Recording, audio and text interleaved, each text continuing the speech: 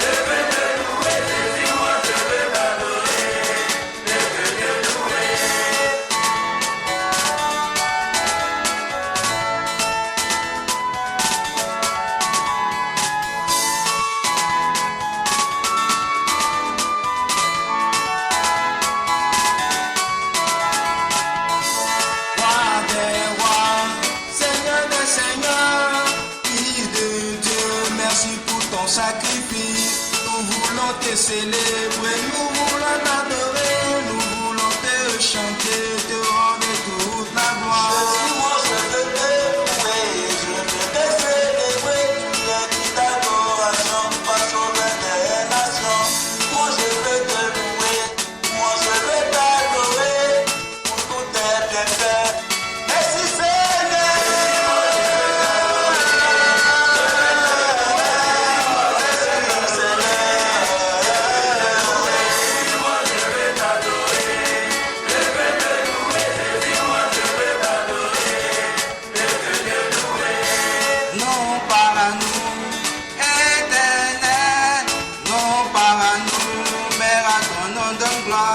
À cause de ton œuvre, de ta fidélité, à cause de ta grâce et de ton amour, tes œuvres sont grandes et admirables. Seigneur Jésus, Dieu tout-puissant, tes voies sont justes et véritables, roi des nations qui ne craignent ton nom.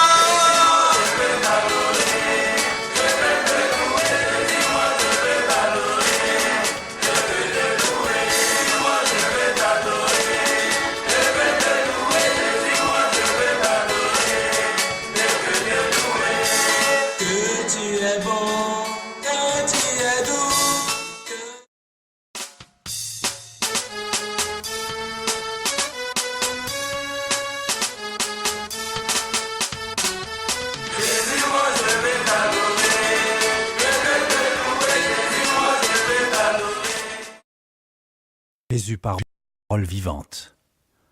Il est le créateur de la Genèse, le libérateur de l'Exode, le grand prêtre dans le Lévitique, l'espion courageux des nombres et le grand pédagogue dans le Deutéronome. Dans Josué, il est le conquérant, le juste juge du livre des juges, le proche parent utilisant son droit de rachat dans celui de Ruth. Dans 1 et 2 Samuel, il est le second David, le roi des rois dans 1 et 2 Rois. Dans 1 et 2 Chroniques, il tient les registres et règne sur l'histoire. Il est le bâtisseur du temple dans Esdras et le bâtisseur des murailles dans Néhémie. Dans Esther, il est le roi qui sauve son peuple. Dans Job, il est le rédempteur vivant qui bénit d'une double bénédiction même si Satan nous a dépouillés. Il est l'objet de toutes nos louanges dans les psaumes et la sagesse dans les proverbes. Il est le grand penseur de l'Ecclésiaste, l'amour de nos vies dans le Cantique des Cantiques. Dans Ésaïe, Jésus est le roi le plus haut. La gouvernance repose sur son épaule. Il est aussi le serviteur souffrant, méprisé, se chargeant de nos péchés. Il est le prophète pleurant dans Jérémie, les larmes de Dieu dans les lamentations. Dans Ézéchiel, il envoie son esprit sur les ossements desséchés qui reviennent à la vie. Dans Daniel, il est le 4e homme dans la fournaise et la pierre surnaturelle qui détruit les fondations des royaumes de ce monde. Dans Osée, il est le mari fidèle au cœur brisé. Il est la pluie de l'arrière-saison dans Joël. Il est le torrent de justice dans Amos, le souverain et juge des nations dans Abdias. Il est le Dieu de la seconde chance dans le livre de Jonas. Il est juste, rempli de miséricorde et humble dans Michée. Dans Nahum, il est la colère et la consolation de Dieu. Dans Habakkuk, il est la connaissance de la gloire de Dieu, recouvrant la terre comme l'eau le fond des océans. Dans Zophonie, il chante et danse de joie pour nous. Il est la gloire manifestée avec puissance dans Agé. Il est celui qui dit « Ce n'est ni par force, ni par puissance, mais par mon esprit » dans Zacharie. Dans Malachie, il est celui qui ramène le cœur des pères à leurs fils et le cœur des fils à leurs pères. Dans Matthieu, il est le Messie d'Israël. Dans Marc, il est la bonne nouvelle, celui qui guérit, chasse les démons et opère des miracles.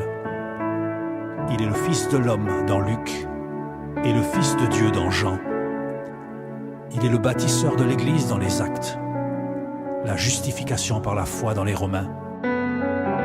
Dans 1 Corinthiens, il distribue les charismes et célèbre l'excellence de l'amour agapé.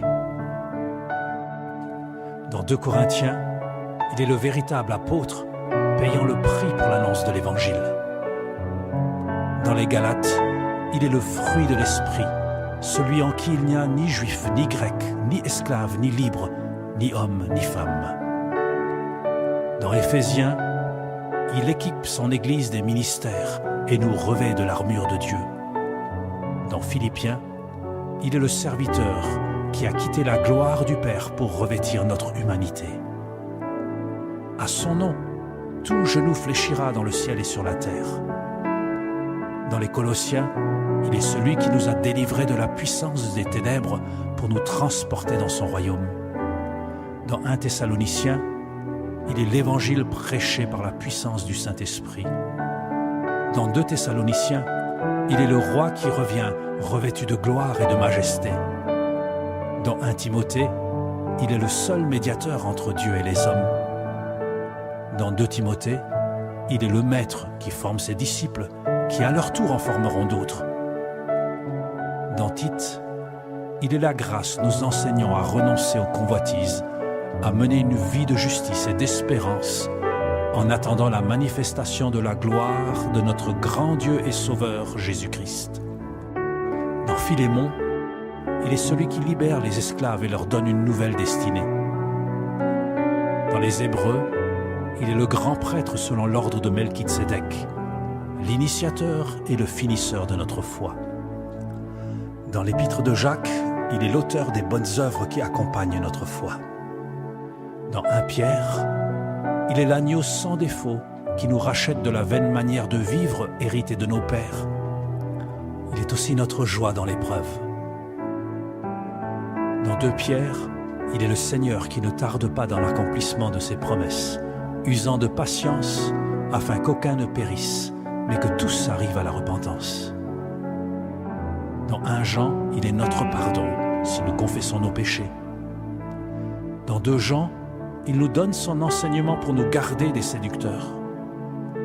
Dans 3 Jean, il prend soin de ceux qui voyagent et portent son nom au loin. Dans Jude, il nous préserve de toute chute pour nous faire paraître devant sa gloire, irréprochable et dans la joie.